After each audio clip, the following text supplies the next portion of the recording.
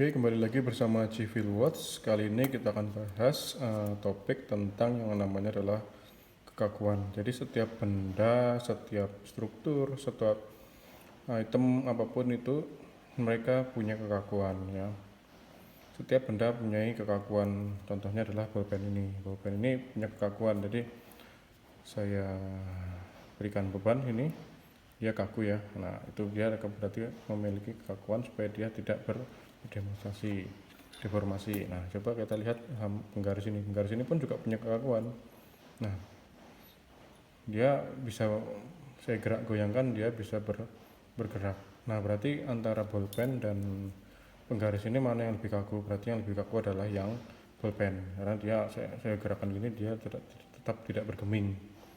Sedangkan penggaris saya goyangkan, dia bergoyang. Nah, terjadi deformasi, terjadi perubahan bentuk. Kenapa kok bisa ada deformasi? Karena kita lihat si penggaris ini adalah sangat tipis.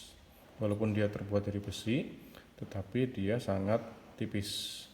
Beda dengan bolpen, walaupun dia terbuat dari plastik, tetapi dia mempunyai ketebalan yang jauh dibandingkan dengan penggaris. Jadi dia tidak bergeming. Saya goyangkan sekuat apapun, dia tidak akan bergeming. Artinya dia tidak berdeformasi. Dengan penggaris dia akan berdeformasi. Berbeda kalau kita menggoyangkannya adalah seperti ini. Nah, ini goyangan seperti ini kita kesusahan kan ya. Nah, karena dia memiliki inersia yang lebih besar. Kalau kita goyangkan terhadap inersia yang kecil ke arah sana, berbeda dengan kita goyangkan ke arah sana. Nah, kalau ke arah sana kita berarti menggoyangkannya di inersia yang lebih rendah. Kalau kita goyangkan di sini berarti kita menggoyangkannya di inersia yang lebih kuat. Tuh. Nah, berarti kekakuan itu hubungannya dengan satu inersia atau kekuatan dari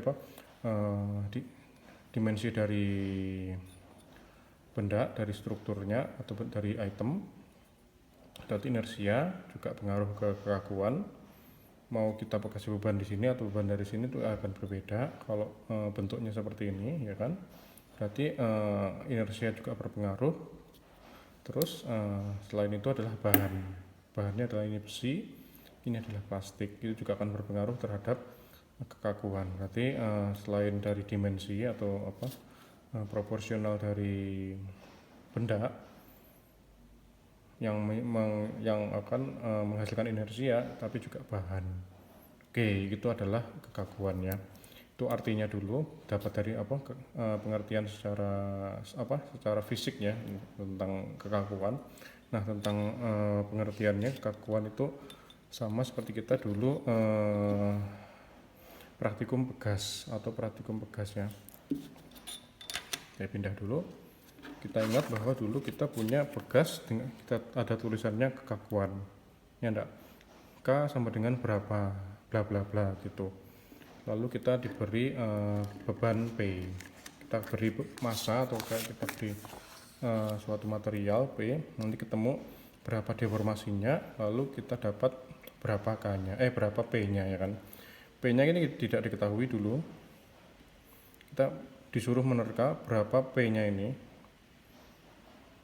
di mana kita punya kekakuan sebesar tertentu, kekakuannya tertentu, kita diminta mencari P. Gimana caranya? Kita ingat hukum Newton ya, dulu di praktikum fisika, F sama dengan K dikalikan Y. Ini kalau mau materinya tinggal kita buka aja di konten saya yang sebelumnya yang tentang fisika, tentang hukum Newton ya.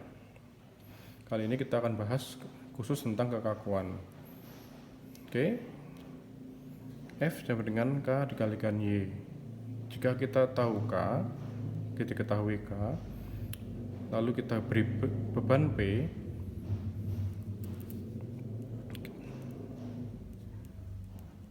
misalkan diketahui K-nya adalah sama dengan 5000 kg per cm. Lalu saya gantungin dengan beban P, lalu dia berdeformasi dari posisi awal, ini posisi 1 ya, berubah menjadi posisi kedua misalkan. P tersebut. Nah, maka kita dapatkan adalah Y-nya, atau namanya adalah perpindahan. Nah, kalau ketahui perpindahannya, K-nya ketahuan, misalkan perpindahannya Y-nya sama dengan 2. Maka berapa P-nya? Berarti P atau F, P atau sama dengan F sama dengan K dikalikan dengan Y sama dengan 5.000 dikalikan dengan 2 sama dengan 10.000 kilogram atau sama dengan 10 ton. Tuh. Itu untuk pengertian secara global ya. Oke, F sama dengan K dikalikan Y. F sama dengan K kekakuan dikalikan Y perpindahan. Nah, jika Y sama dengan 1, maka F sama dengan K. Berarti kekakuan jika Y sama dengan 1, kekakuan sama dengan bebannya atau gayanya. Oke, berarti bisa saya simpulkan bahwa namanya kekakuan itu sama dengan adalah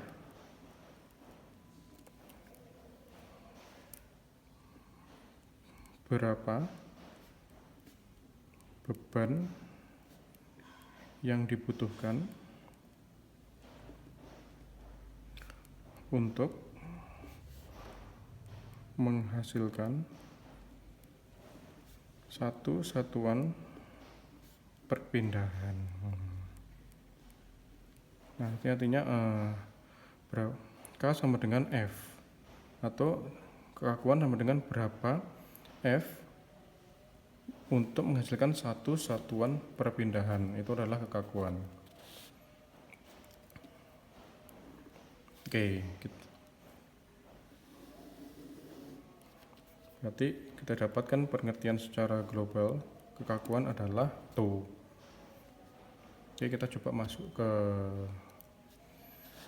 struktur. Kita andai kita punya struktur seperti ini ya, sederhana diberi beban P. Ini dari statika gampang sekali kita mendapatkan namanya momen, geser, landutannya berapa. Kita sudah bahas ini di analisis struktur ya, di statika, di analisis struktur, di konten-konten sebelumnya. Oke, kita dapatkan nilai momen, geser dan sebagainya sampai dengan yang namanya adalah deformasi. Di sini berarti deformasi maksimumnya adalah di sini di tengah bentang. Misalkan ini L, berarti deformasi maksimumnya adalah di setengah bentang, ingat kan ya. Jadi saya anggap saya kasih nama ini adalah Y, ini P, ini Y. Dimana kita tahu dulu dengan metode apa dulu? Metode slope deflection bukan, conjugate beam dan double integrasi. Kita dapatkan yang namanya adalah lendutan atau Y atau delta atau D atau sebagainya. Nah, itu adalah deformasi. Saya nggak bahas bagaimana mencari lendutan ya, coba cek di materi sebelumnya yang tentang lendutan, biasanya di mekanika bahan ini, mekanika bahan atau kokoh tegangan, mekanika bahan atau di kokoh tegangan kita bahas tentang lendutan. Di analisis struktur juga kita bahas tentang lendutan. Oke. Berbagai metode, yaitu ada slope deflection, metode cross dan segala macam dan lain-lain untuk mendapatkan lendutan. Oke, lendutan dapat di mata pelajaran sebelumnya atau konten sebelumnya. Lalu kita dari struktur, jepit sendi-sendi dengan beban P di tengah bentang, berarti kita tahu bahwa nilai lendutannya atau Y sama dengan 1/48 EI dikalikan L pangkat 3. P L pangkat 3 per 48 EI. Ini dapat dari mana? Ini kita bahas di lanjutan konten yang lain tentang mekanika bahan. Topiknya adalah lanjutan. Oke, kita nggak bahas itu ya, kita langsung Y sama dengan P kalikan L pangkat 3 per 48 EI. Nah, berarti kekakuan sama dengan K sama dengan dapat dari ini K sama dengan F sama dengan K dikalikan Y, berarti K sama dengan yang dipindah sini F per Y atau P per Y. P sama dengan K kalikan Y, K sama dengan P per Y, maka K sama dengan P per PL pangkat 3 per 48 EI. Berarti K nya sama dengan berapa? K sama dengan ini coret, berarti tinggal ke berarti 1 per L pangkat 3 per 44 berarti 48 EI per L pangkat 3. Ini untuk kekakuan untuk struktur yang ini. Untuk struktur sendi-sendi dengan P di tengah bentang itu sama kekakuannya sama dengan 48 EI per L pangkat 3. Nah, misalkan kalau ini jepit-jepit, kalau ini bebannya merata, itu kekakuannya beda-beda lagi tergantung dari deformasinya. Jadi untuk mencari kekakuan itu gampang aja, kita tahu, asal kita tahu deformasinya maka kita akan dapatkan kekakuan. Oke, contoh lain misalkan seperti ini, kita struktur sederhana ya, kita kasih P, maka kita tahu rendutannya seperti ini, maka ini Y max nya kita tahu bahwa Y sama dengan PL pangkat 3 per 3 EI, maka K sama dengan P per Y sama dengan P per PL pangkat 3 per 3 EI, maka sama dengan coret berarti 3 EI per L pangkat 3. Berarti untuk struktur seperti ini kekakuannya adalah P 3 EI per L pangkat 3 itu.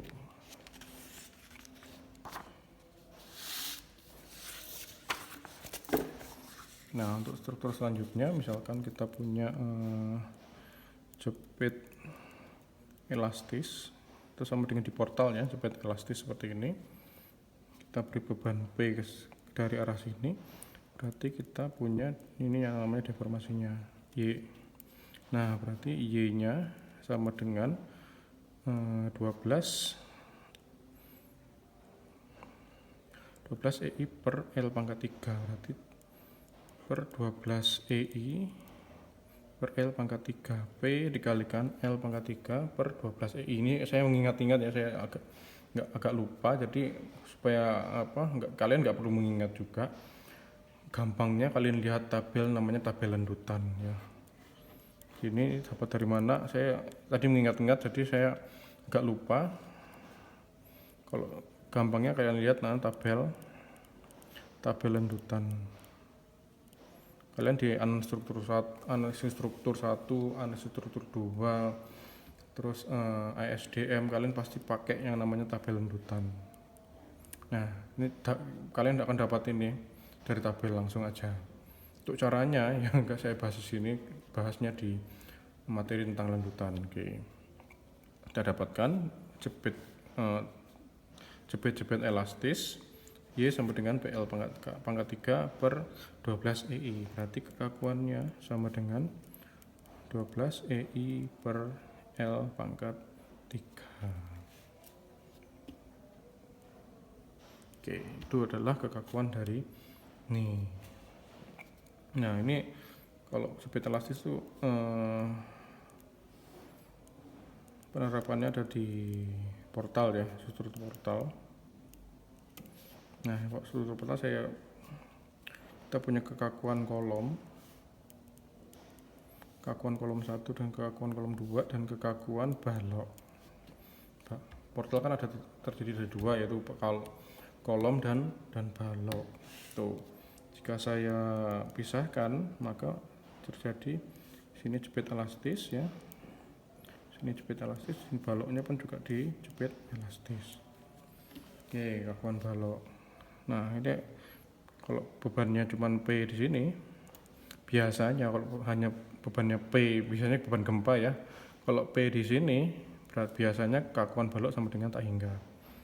Karena gaya P hanya bekerja di searah seratnya si balok. Biasanya K-nya adalah ke tak hingga. Kalau K-nya tak hingga itu lendutannya adalah seperti ini. Ini bentuknya ya. Lendutannya hanya seperti ini. Nah, goyangannya hanya seperti ini. Nah, jika kalau ini enggak berhingga, kekakuannya berhingga, biasanya lendutannya itu akan seperti ini. Nah, dia akan ada lendutan juga di balok. Ini tetap tegak lurus ya, tetap tegak lurus. Baloknya juga ada lendutannya. Ini kalau K-nya tak hingga, lendutannya seperti ini. Kalau K-nya ada, berarti lendutannya seperti ini. Nah, kalau lendutannya seperti ini gampang aja. Berarti ini adalah Y, sini adalah Y. Y1 dan Y2. Y1 sama dengan Y2 dan polanya sama seperti polanya lendutannya sama seperti kita pisahkan ini gitu. Kalau ini berbeda, maka kalau dia kekakuannya ada berarti dia berbeda. Nah, bagaimana kalau menentukan kekakuan balok ini maksudnya? Kan baloknya tak hingga, kalau ini kalau ada berarti dia bentuknya seperti ini. Nah, untuk menerka kekakuan yang kekakuan baloknya tidak tak hingga atau dianggap ada, maka gampang aja kita cari dulu, kita Y-nya berapa. Tetap kita cari Y-nya berapa, kita pakai slope deflection itu dulu. Slope deflection atau metode cross mungkin ya, atau yang satunya Clapeyron. Kita dapatkan Y-nya berapa. Nah, kalau Y-nya berapa ketahuan ya sudah, berarti kekakuannya kita bisa temukan. Y-nya berapa gitu misalkan, terus P-nya juga kita ketahui, maka K-nya akan kita ketahui. Gampang aja, intinya kita mencari berapa Y atau deflectionnya tuh. Kalau misalkan K-nya tak hingga, KB-nya sama dengan tak hingga, nah ini ada K1 KK dan KK2.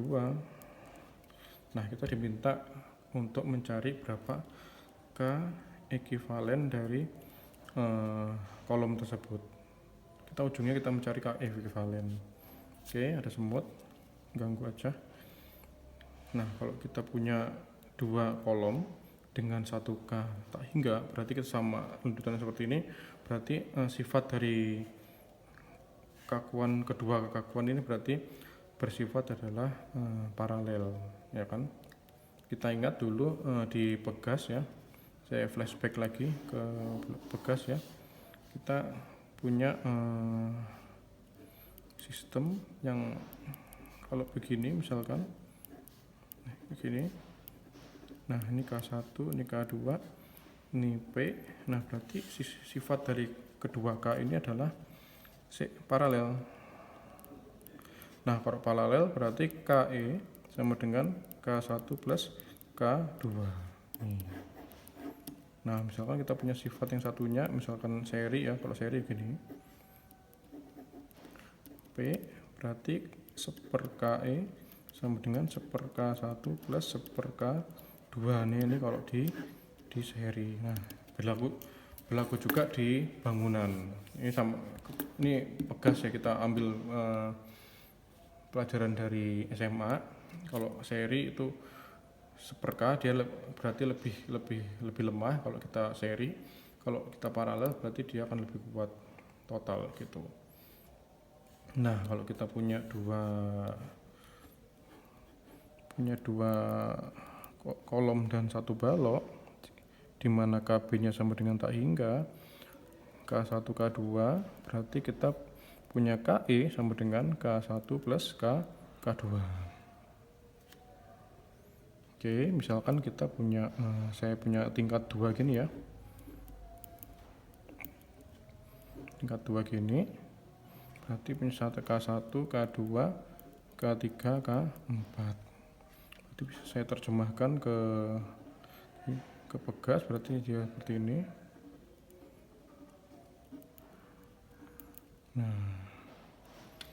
Nah, kalau seperti ini berarti saya ini 1 dan 2, 3 dan 4 saya paralel. 1 dan 2 saya paralel ya kan. Lalu antara yang atas dan bawah berarti di seri. Jadi 3 sama 4 saya jadikan namanya KE1 dan KE1 ini KE2. Nah, KE1 dan KE2 adalah sifatnya adalah seri. Berarti KE1 sama dengan K3 plus K4. KE2 sama dengan K1 plus K2. Maka KE sama dengan seper KE sama dengan seper KE1 plus seper KE2. Seperti itu. Oke. Nah, misalkan saya punya contoh ya.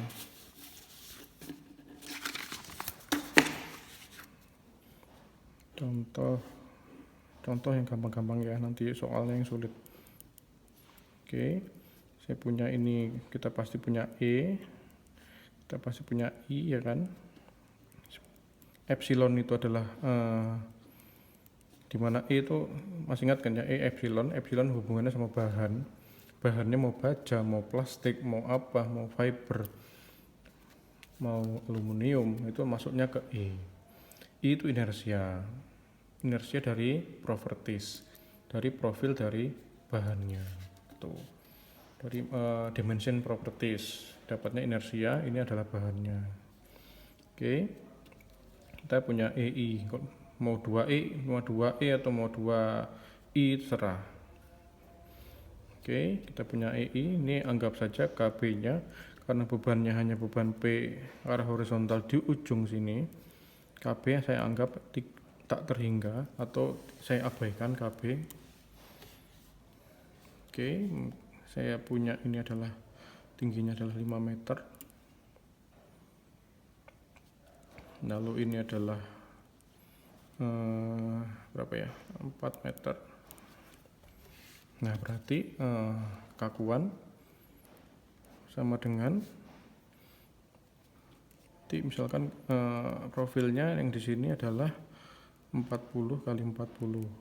Sini sama ya, 40 kali 40 profilnya ke kolomnya, profil kolom yang 40 kali 40, di mana E-nya sama dengan 200 kg per cm persegi. Ini kita dapatkan inersia sama dengan 1/12 BH pangkat 3, berarti sama dengan 1/12 dikali 40 dikalikan 40 pangkat 3. Ketemu berapa gitu kan ya, E nya ketemu. Ini berarti sifatnya adalah yang cepet sama kita tadi, berarti K sama dengan 12 EI per L pangkat 3. Berarti 12 dikalikan 200.000 dikalikan I-nya berapa ini? Kalian hitung sendiri ya, dikalikan I-nya berapa itu per L-nya adalah 5 meter, berarti sama dengan 500 cm. 500 pangkat 3. Nah, berapa kekakuannya? Ketemu berapa kilogram per centimeter ya? Karena ini centimeter, ini centimeter pangkat 4, ini kilogram per centimeter kuadrat 4, 3, ini 12 dikalikan ini inersinya centimeter 4, ini centimeter pangkat 3, L pangkat 3 ya. Kakuan sama dengan berapa kilogram per centimeter kuadrat ya ton. Oke, itu untuk kekakuan 1 ya, K1 ini kita punya K2, kita punya 2K. Berarti kalau ini kita lihat strukturnya adalah di seri kan ya, bentuknya adalah gini. seri, berarti KI sama dengan K1 plus K2. Kalau ininya propertinya sama, terus E-nya sama, N-nya sama, berarti K1 sama dengan K2 jika sama ya. Jika misalkan ini berbeda, misalkan ini saya kasih baloknya 50, ini 50, nah itu berbeda lagi. Kita hitung lagi berarti K1 sama dengan K2 berbeda. Nanti KE1 sama dengan K1 plus K2. Maka kita dapatkan KE-nya berapa. Gitu.